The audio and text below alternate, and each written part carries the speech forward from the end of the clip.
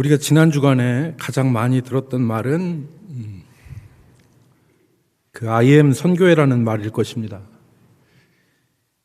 저는 지난 주간에 제 아시는 분들한테 많은 전화를 받았는데 I am 선교회 뉴스가 나오자 그 시설이 우리 교회의 인근에 인접해 있다는 것을 아시는 분들이 걱정하시는 전화를 그렇게 주셨습니다. 이 코로나 그 상황이 다소 진정되어지는 그런 추세에 있었는데 한 곳에서 100여 명 이상이 확진자가 나오니까 방역 당국이나 우리 일반 국민들 모두가 긴장할 수밖에 없었던 그런 상황이었습니다. 특별히 우리 선교회라고 하는 곳과 또 교회를 중심으로 이런 일이 일어났고 그 사태가 사회적인 안정에 역행을 하고 있었기 때문에 우리가 안타까움을 금할 수가 없었습니다. 사태가 빠른 시간 안에 진정되기를 바랍니다. 그런데 이 사태를 통해서 우리가 다시 한번 생각하고 넘어가야 될 것은 하나님은 우리에게 이성을 무시하는 믿음을 원치 않으신다 하는 것을 우리가 다시 한번 생각해야 됩니다. 하나님이 우리에게 이성을 주셨고 그 이성을 초월하는 믿음은 귀하게 보시지만 그 이성을 무시하고 짓밟는 믿음은 하나님도 원치 않으신다 하는 것을 우리가 알아야 됩니다.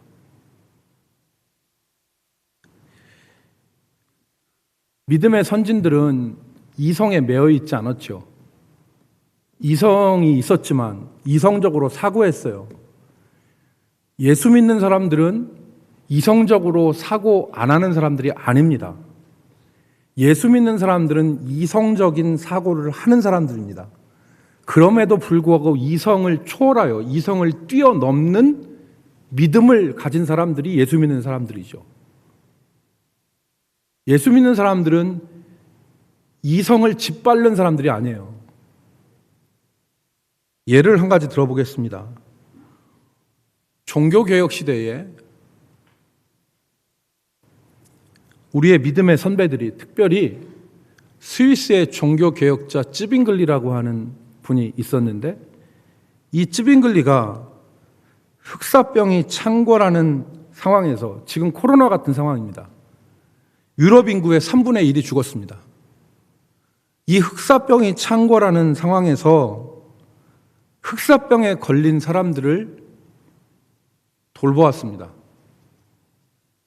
사람들은 찌빙글리가 과로했기 때문에 찌빙글리에게 다른 곳으로 도피해서 거기서 쉬어야 한다 이렇게 얘기를 하고 권면을 했습니다. 이성적으로 보면 그게 맞습니다. 그런데 찌빙글리는 그렇게 하지 않고 그 흑사병이 창궐하는 곳에서 남아서 신자들을 돌봤고 신자 아닌 사람들도 돌봤습니다. 그러다 결국에 찌빙글리는 흑사병에 걸리죠. 죽음의 직전까지 갔습니다. 이 찌빙글리가 죽음의 직전에서 노래한 노래들이 지금 기록으로 남아있는데 찌빙글리는 죽음의 직전까지 갔습니다. 그런데 하나님이 그를 기적적으로 살려주셨습니다. 하나님이 찌빙글리를 살려주셔서 다시 일하게 하셨습니다. 이게 바로 이성을 초월한 믿음입니다. 이성적으로 생각하지만 이성을 뛰어넘는 믿음입니다. 그런데 이성을 무시하는 믿음이 있습니다. 그게 뭐냐면 중세에 이 카톨릭 교회가 우리가 믿어서 예배하면 하나님 우리를 지켜주신다라는 생각을 하고 흑사병에 대해서 우리는 안전하다고 생각하고 교회마다 모여서 예배드리고 기도했습니다. 큰 소리로 찬양하고 소리질러 기도하고 그렇게 했는데 결과는 뭐냐면 그 교회가 전염병 그리고 사망자의 무더기의 진원지가 된 거죠. 마치 오늘날 마스크를 쓰지 않고 방역수칙을 지키지 않으면서 우리는 믿으니까 하나님이 우리를 지켜주시고 안전하게 해주실 것과 같다는 생각과 다르지 않습니다. 이건 이성을 무시하는 것입니다. 하나님은 이성을 무시한 믿음을 원치 않으십니다. 여러분, 우리가 추구하고 성경이 인정하는 것은 이성을 초월한 믿음이죠. 이성의 매인 믿음, 이성의 굴레에 묶여있는 믿음, 그거 사람의 생각과 사람의 계산대로 믿는 것입니다. 이런 것입니다. 만날 사람 다 만나고 갈 때 다 가는데 감염병 걸릴까 봐 교회는 못 나오겠다. 이성에 매여 있는 거죠. 반면에 이런 것입니다. 이성을 무시하고 하나님이 주신 일반 은총으로서의 이성을 무시하고 사용하지 않는 것. 이 믿음이 돼서도 안 됩니다. 이성의 기반 위에서 이성을 초월하는 믿음이 우리가 추구하고 성경이 우리에게 제시하는 믿음입니다. 오늘 우리가 읽은 말씀은 우리 믿음에 있어서 중요한 의미를 가지는 예수님의 죽으심에 대해서 기록을 하고 있습니다. 십자가에서 예수님께서 죽으신 이 죽으심에 대해서 마태는 담담하게 기록을 했습니다. 어떠한 감정적인 것을 많이 기록하지 않고 담담하게 기록했습니다. 여러분, 십자가 처형은 여러분이 잘 아시는 대로 카르타고라는 곳에서 시작하여서 로마 제국 시대에 시행했던 사형법입니다. 사람을 가장 잔인하게 죽이는 처형 방법이어서 저 유명한 로마의 철학자요 정치가였던 키케로, 시세로라고 하는 이 사람은 이 가장 잔인하고 끔찍한 형벌은 너무나 불명예스러운 것이어서 로마 시민들은 심지어 토론의 주제로 삼아서도 안 된다라고 할 정도로 이 십자가 처형은 상당히 이 잔혹한 것이었습니다. 십자가형에 처해진 그 정죄를 받은 죄수는 십자가를 지기 전에 반드시 채찍질을 당했습니다. 채찍질을 당했는데 쇠붙이가 붙어있는 9가닥의 채찍질을 당했는데 이 채찍으로 타격을 입은 상처가 너무 심해서 십자가를 달리지 않고 이 채찍의 타격으로만 죽는 죄수들이 많았습니다. 예수님도 채찍질을 당하셨죠. 만약 죄수가 이 채찍질의 형벌에서 죽지 않고 버틴다면 그는 자기가 달릴 십자가의 가로대, 십자가는 여러 종류가 있죠. 십자가는 T자형 십자가도 있고 X자형 십자가도 있고 우리가 생각하는 이 크로스의 십자가도 있습니다. 여러 십자가가 있는데 그 십자가의 가로대, 이거를 자기가 지고 가야 됐습니다. 매달릴 것까지. 로마 군인들이 옆에서 호위하는 가운데 이걸 끌고 갑니다. 이 죄수의 죄목을 다른 것을 목에다 짊어지고 목에다 걸고 십자가를 지고 가는 겁니다. 그랬을 때 많은 사람들이 혐오하는 거죠. 너덜너덜하게 맞은 그 상처의 피 흘림과 낑낑거리면서 십자가를 지어가는 그 반역의 죄. 그래서 로마 사람들은 공개적으로 이거를 했죠. 로마한테 까불면 이렇게 된다. 이런 것으로 만든 겁니다. 그런데 십자가를 지고 그곳에 가면 가로대에다가 손을 묶든지 못을 박습니다. 그러니까 가로대에다가 손을 묶어서 고정하든지 아니면 손에다 못을 박는데 예수님은 못을 박으셨죠. 그리고 손과 발에 못을 박은 이후에 십자가의 윗부분을 밧줄로 묶고 밑에 부분은 웅덩이를 팝니다. 그래서 웅덩이의 밑부분이 닿게 하고 밧줄을 끌어올려서 당겨서 십자가를 세우는 것이죠. 그렇게 되면 신경이 가장 예민한 손과 발에 예민한 신경을 관통한 못의 의지에서 달려서 정말 숨 쉴 수 없는 고통을 당하게 되는 거죠. 이거 십자가 처형입니다. 그래서 이것이 충분한 고통을 받았다고 생각하면 그 다음에 로마 군인들이 하는 게 뭐냐면 이것입니다. 정강이 다리를 꺾는 것입니다. 이것을 영어 라틴어로는 크루리프라기움이라고 하는데 라틴어 사전을 찾아보면 정강이를 꺾는다는 뜻입니다. 그래서 여러분 몸이 뼈가 다 연결이 돼서 매달려 있는데 정강이를 꺾어버리면 아래와 위가 분리되죠. 그래서 숨을 쉬지 못하고 죽게 되어지는 것입니다. 이 것이 십자가 처형이었는데 당시에 마태복음이 기록되어질 당시의 유대인들과 사람들은 이 십자가 처형을 우리가 설명하는 것처럼 설명하지 않아도, 제가 설명하는 것처럼 설명하지 않아도 다 이렇게 죽는다는 것을 알았습니다. 그러니까 마태는 이걸 설명한 것이 아닙니다. 설명하지 않았습니다. 오늘 마태는 그 과정에서 일어난 사건들을 몇 가지 기록하고 있는데, 오늘 우리는 이 시간에 그것들을 살펴보고 그 의미를 같이 생각해 보도록 하겠습니다. 첫 번째, 마태가 기록하고 있는 것은 주님이 엘리 엘리 라마 사박다니라고 외치신 것을 기록했습니다. 오늘날로 말하자면 주님은 오전 9시에 십자가에 못 박히셨습니다.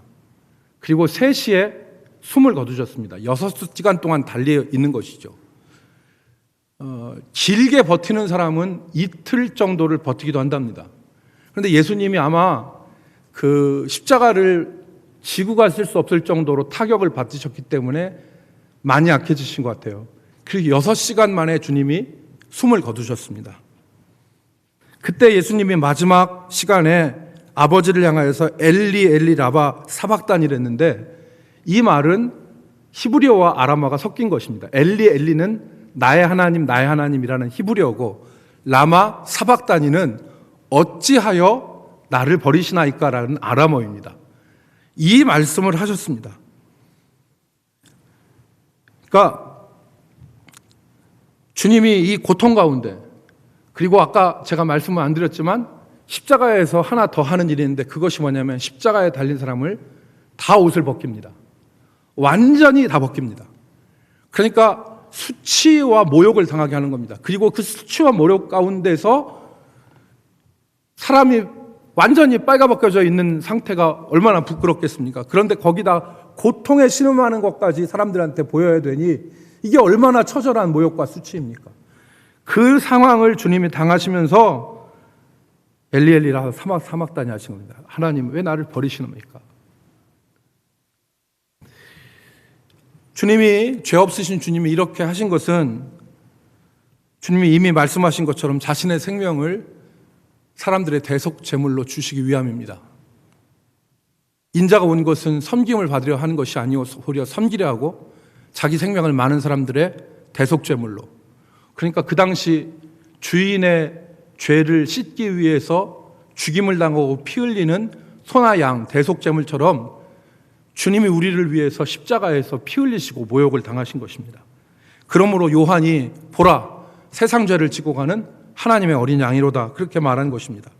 그러므로 예수님의 죽음은 한 개인의 죽음이 아니라 우리의 죄, 인류의 죄를 짊어지고 하나님의 진노를 받는 그 인류의 죽음과 같은 것입니다. 그래서 칼빈이 뭐라고 했냐면, 이 고통받고 있는 동안에 아버지의 어떠한 도움이나 아버지의 어떠한 위로의 은총을 받지 못하는 그 주님, 그 소외감이 주님은 견딜 수 없었을 것이다.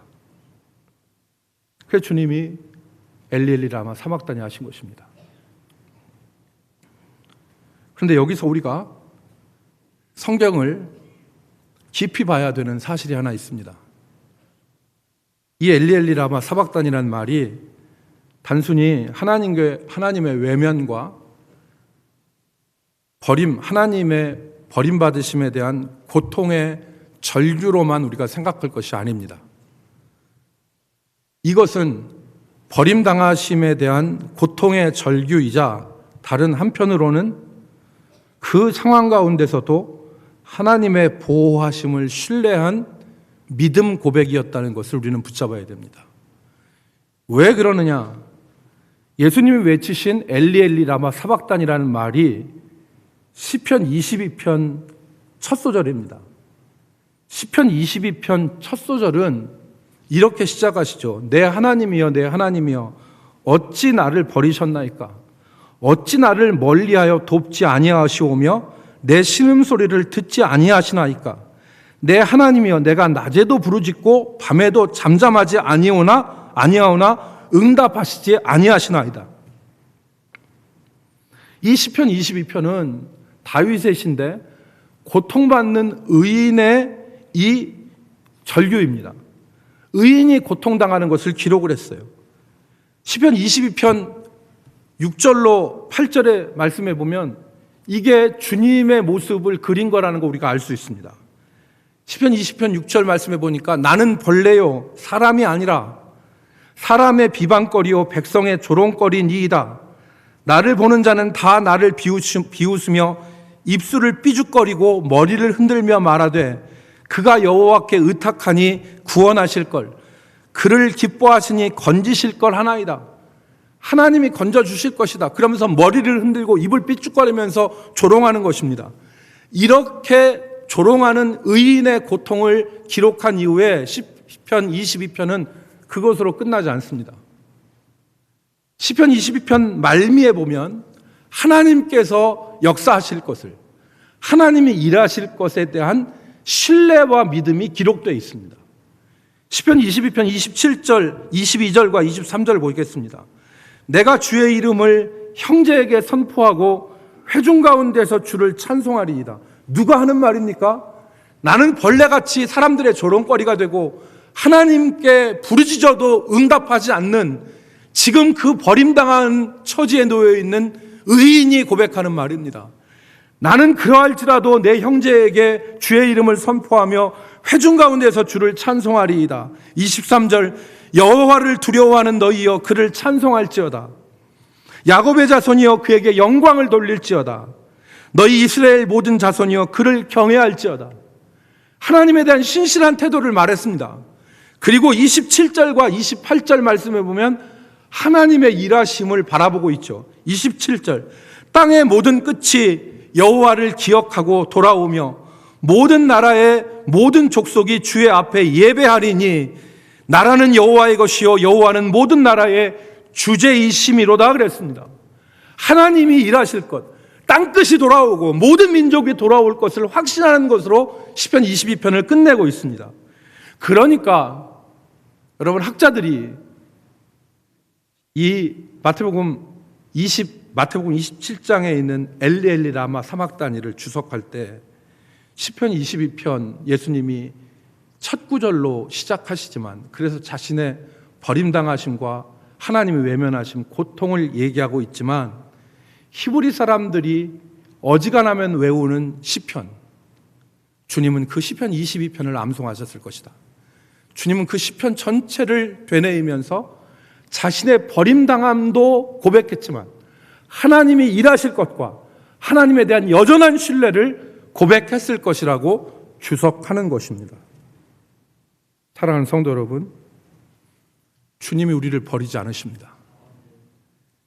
아무리 어려운 환경과 고통 속에서도 하나님은 우리를 버리지 아니하시고 하나님이 우리와 함께 하시는 것을 우리는 주님의 모습을 통해서 붙잡아야 되겠습니다.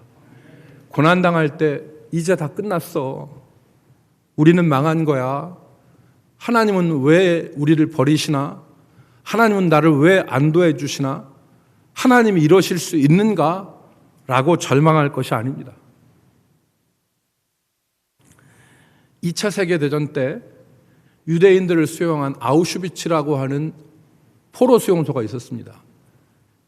이 아우슈비츠를 배경으로 한 소설에서 어느 날 그 포로 수용소에서 어린 소년 하나가 별것도 아닌 별스럽지도 않은 걸 가지고서 독일군의 나치에게 붙잡혀가지고 그 수용소에서 이 소년이 교수형을 처해졌습니다. 밧줄에 매여서 대롱대롱 매달려가지고 죽었는데 많은 사람들이 보는 앞에서 어린 소년 하나가 매달려 죽었어요. 그래서 그 아이가 그 밧줄에 매달려서 대롱대롱 매달려서 바등거리면서 발발등면서 죽어가는 것을 사람들이 보았을 때 이들의 마음이 어떻겠어요? 그러니까 그 중에 한 유대인이 이렇게 말했습니다. 하나님 어디 계십니까? 하나님 지금 살아계신 것이나 합니까? 그랬더니 그 옆에 있는 한 유대인이 그 소년이 매달린 밧줄, 그것을 손가락으로 가리키면서 하나님도 저기에 매달려 있어. 무슨 말입니까? 하나님 안 계시다는 얘기죠. 하나님도 죽었다는 얘기입니다. 하나님도 저기에 매달려 있다. 그렇게 얘기를 한 것입니다. 여러분, 그러나 그렇지 않습니다. 오늘 주님은 우리에게 아버지께 버림을 받고 아버지로부터 아무런 위로와 아무런 도움을 받지 못하셨을 때에도 하나님의 일하심을 신뢰하고 자기 영혼을 아버지께 맡긴 주님의 모습을 우리에게 보여주고 있습니다. 그래서 복음서 기자는 아무도 그것을 기록하지 않지만 누가는 누가복음 23장 46절에 보면 예수님의 마지막 말씀, 아버지여 내 영혼을 아버지 손에 맡기나이다. 하나님을 신뢰한 것이요. 하나님을 신뢰하지 않으면 나를 왜 버리십니까? 이 마음만 가졌다면 아버지여 내 영혼을 아버지의 손에 맡기겠나이다. 이 고백을 못 하시는 것이죠. 사랑하는 성도 여러분, 주님은 고난 가운데도 아버지를 신뢰하고 아버지를 찬양하자고 하고 아버지께 영광 돌리게 하자고 하고 아버지를 경외하자고 했습니다. 오늘 우리 모든 성도들이 우리가 있는 삶의 자리에서 하나님을 신뢰하고 하나님의 일하심을 기대하고 십자가의 처절한 그 수치와 모욕과 고통 가운데서도 땅끝이 주께로 돌아오며 모든 민족이 아버지께로 돌아와서 예배할 것을 바라보신 그 주님의 이 믿음을 우리 모든 성도들이 함께 나누시기를 주의 이름으로 축복합니다. 두 번째, 우리가 이 십자가 사건에서 발견할 수 있는 것은 예수님은 십자가에서 죽으심으로 하나님과 우리 사이에 가림막을 제거하셨습니다. 가림막이 제거되었습니다. 51절에 보면 예수님의 영혼이 떠나가신 이후에 성소의 휘장이 위로부터 아래까지 찢어져 둘이 되고 라고 하였습니다. 여기 이 휘장은 지성소와 성소를 구분하는 휘장, 가림막이었을 것입니다. 지성소는 1년에 한 번 대제사장이 오직 그 피를 가지고만 들어갈 수 있었는데 히브리서 기자의 말씀대로 영원한 대제사장 되시는 예수님이 완전한 속죄 제사를 드리심으로 더 이상 모형적인 성전이 필요 없었던 것입니다. 그러니까 하나님께서 예수의 피로 말미암아 이 휘장을 위로부터 아래까지 찢으신 거죠. 그래서 찢으셨단 말로 마무리하지 않고 찢어 둘이 되게 하셨다라고 기록하고 있는 것입니다. 하나님과 우리 사이에 장애물이 걷어진 것이죠. 이거를 성경은 수동태를 썼습니다. 휘장이 자기가 찢긴 게 아니라 찢어졌다. 위로부터 아래로 찢어져서 하나님이 찢어져서 휘장은 찢겨진 것이다. 그래서 둘이 됐다. 그러니까 이런 겁니다.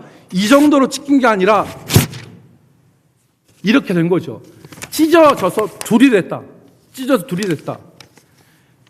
그러므로 이 의미를 히브리서 10장 19절로 20절 말씀에 보면 19절로 20절 말씀에 보면 그러므로 형제들아 우리가 예수의 피를 힘입어 성소에 들어갈 담력을 얻었나니 그 길은 우리를 위하여 휘장 가운데로 열어놓으신 새로운 살 길이요 휘장은 그의 육체라.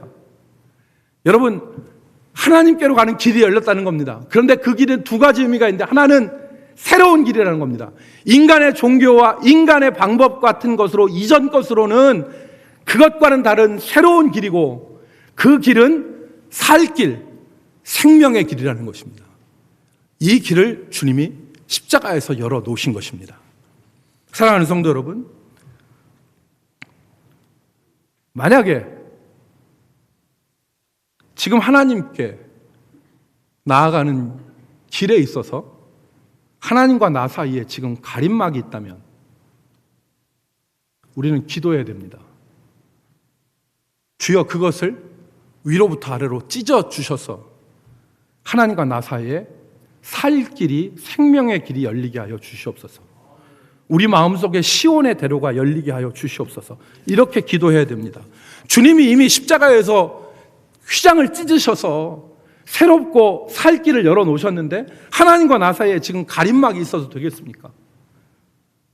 못된 습관이 하나님께 나아가는 걸 가로막는 못된 습관이 찢어지게 하시고 결심하지만 하지 못하는 게으름과 나태함이 찢어지게 하시고 우리를 가로막는 죄악이 찢어지게 하시옵소서.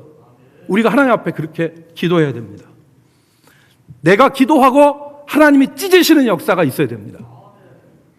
여러분 내가 기도하고 하나님이 찢으시는 역사 그걸 놓고 기도해야 됩니다. 하나님의 교통이 일어나야 되죠. 교통이. 사랑하는 성도 여러분 주님이 하신 일을 우리도 할 수 있습니다. 주님이 하신 일을 우리도 할 수 있습니다. 가로막는 모든 것들을 기도하면 하나님께서 위로부터 아래까지 찢으실 것을 바라보시고 하나님 앞에 믿음으로 설 수 있기를 주의 이름으로 축복합니다. 마지막 세 번째, 예수님은 고난을 통해서 하나님께 영광을 돌리셨습니다. 고난을 통해서. 오늘 본문의 핵심, 가장 찬란한 한 문장을 고르라면 백부장의 입을 통해서 나온 이는 진실로 하나님의 아들이었도다 라고 하는 말일 것입니다. 이 말이 유대인들 예수님 부인했습니다. 네가 예수면 내려와 봐라. 그럼 우리가 믿겠다. 대제사장과 백성의 장로들과 로마 군인들과 지나가는 사람들이 예수님을 조롱하고 희롱하고 침뱉고 손바닥으로 치고 주먹으로 때리면서 예수님을 부인했습니다. 그렇게 예수님은 철저하게 부인당했습니다. 그런데 지금 로마의 백부장이, 이방인이, 유대인도 아니고 이방인이 그 입에서 이는 진실로 하나님의 아들이었다라고 인정하는 고백을 하는 것입니다. 여러분, 주님이 지금 어떻게 하셨습니까? 그 고난 가운데서 하나님 왜 날 버렸습니까? 하나님 원망하고 끝난 게 아닙니다. 가장 수치스러운 순간, 가장 고통스러운 순간에도 주님이 하나님에 대한 신뢰와 믿음을 잃지 않고 하나님 앞으로 믿음으로 나갔습니다. 그랬더니 하나님이 어떻게 하셨습니까? 응답하셨습니다.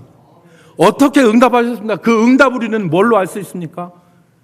주님이 죽으신 이후에 나타난 이 초자연적 현상. 성경에 보십시오. 51절 하반절로부터면 땅이 진동하고 바위가 터지고 무덤이 열리고 죽은 자들이 일어나고, 여러분 이거는 사람이 할 수 있는 일이 아닙니다. 저는 이것을 하나님의 응답으로 봅니다. 하나님의 응답. 하나님께서 예수 그리스도의 절규와 믿음 고백에 응답하신 거죠. 무엇을 통해서? 땅이 흔들리고 어둠이 땅을 뒤덮고 바위가 터지고 무덤이 열리고 무덤 속에 사는 자들이 일어나는 이 역사로 응답하신 것입니다. 여러분 53절에 부활 후에 무덤 속에서 자던 자들이 일어나서 나왔다, 거룩한 성에 들어갔다, 이것에 대해서 두 가지로 해석이 있는데, 첫 번째는 실제 이것이 일어났다고 하는 해석입니다. 주님이 예수님의 죽음을 부활의 증거로, 예수님이 부활의 첫 열매고 그 뒤에 실제 이런 역사가 일어났다고 보는 해석과, 두 번째는 이것이 실제의 사건이라기보다는 마태가 예수 죽으심의 의미를 신학적으로 해석한 것이다 라고 보는 해석입니다. 칼빈은 여기에 대해서 말하지 말라고 했습니다. 모른다는 겁니다. 우리가 이것을 이 마태복음 여기에만 나오는 것으로는 알 수 없다. 단 분명한 것은 이것이 하나님의 응답이다. 예수의 절규에 대한 응답이다. 사랑하는 성도 여러분, 지금 주님은 인생의 가장 처참하고 모욕스러운 순간을 지내고 계신 것입니다. 그런데 그 처참하고 처절하고 모욕적인 순간을 통해서 하나님께 영광을 돌렸습니다. 오늘 우리가 세상에서 잘 나가고 돈 많이 벌고 떵떵거리고 그리고 무엇을 가진 것으로 인하여서 하나님 앞에 영광 돌릴 수도 있습니다. 그러나 우리가 가장 어렵고 가장 처참하고 가장 고통스럽고 그러한 과정을 통해서 우리는 그때를 믿음으로 삶으로 말미암아 하나님께 영광 돌려야 됩니다. 하나님이 응답하십니다. 하나님이 외면하신 것이 아닙니다. 하나님이 응답하셨죠. 땅이 흔들리고 바위가 터지고 무덤이 열리고 하나님의 백성들이 살아나는 이 초자연적인 응답으로 하나님께서 역사하지 않으셨습니까? 오늘 우리 성도들의 삶의 자리가 아무리 고난스럽고 하나님께 외면을 받고 하나님께 버림을 받고 그리고 사람들에게 침뱉음과 조롱을 당하는 그런 수치 가운데 있다 할지라도 시편 22편을 암송하시면서 주님을 신뢰하신 십자가에 달리신 우리 주님처럼 오늘 우리도 우리의 삶의 자리에서 코로나의 상황 가운데서 교회가 어려워지고 성도들의 입지가 정말 좁아졌습니다. 세상에서 여러분 예수 믿는다고 말하는 것 자체가 여러분에게 수치일 수도 있고 어려움일 수도 있습니다. 그러나 여러분 주님을 기억하십시오.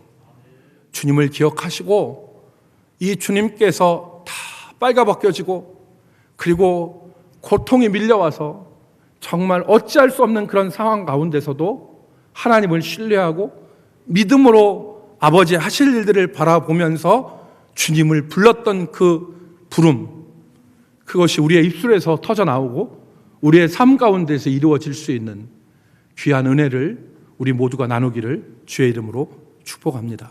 기도하겠습니다. 아버지 하나님, 우리가 십자가에서 아버지를 신뢰한 주님의 모습을 기억하게 하시고 그리고 주님과 같이 고난의 시간, 고통의 시간에도 하나님 일하실 것을 바라보며 하나님의 경외함을 잃지 않게 하시고 우리가 믿음으로 주를 바라보게 하여 주셔서 우리 삶에도 하나님이 이 거대한 응답, 이 웅장한 응답하심이 우리 삶에도 나타나게 하여 주옵소서. 예수님의 이름으로 기도 올리옵나이다. 아멘.